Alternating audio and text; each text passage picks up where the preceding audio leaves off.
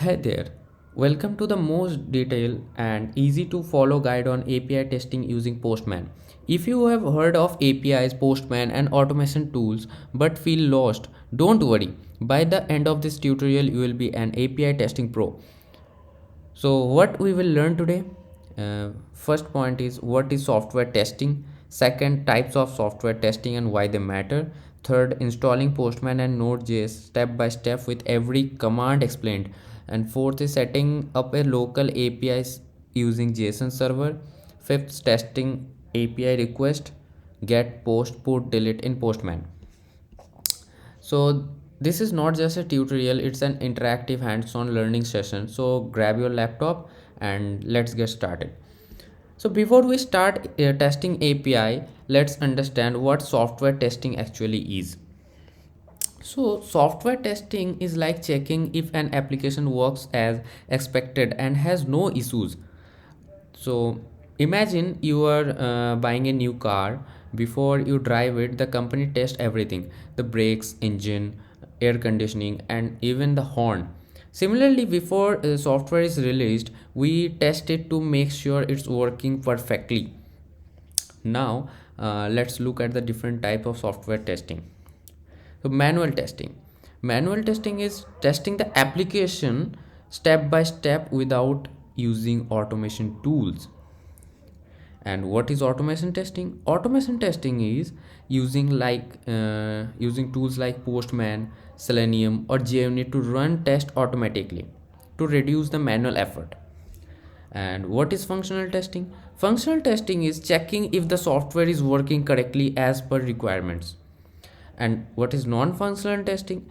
Non-functional testing is checking performance, security, usability, and how well the software handles stress. And what is regression testing? Regression testing is making sure new updates don't break existing features. Great. Now that you understand software testing, let's start testing APIs with Postman. So before we start using Postman, we need an API to work with. And instead of using a public API, we will create our own API using JSON server. But first, we need to install Node.js. So let me open my terminal and install Homebrew. Uh, but I have already installed the Homebrew by using this command. Let me check once again that if it is installed on my system or not.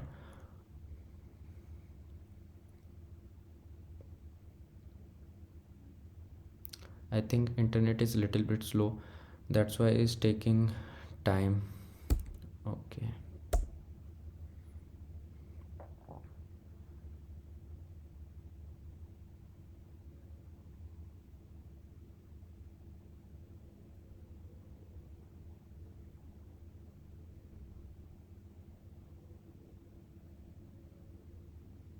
Okay, connection issues is there.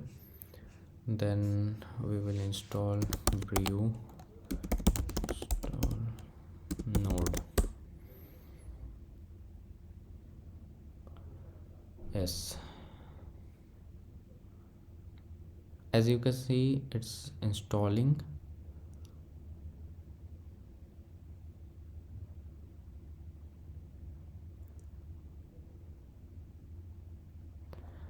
And check if Node.js and npm are installed by using this command node-v.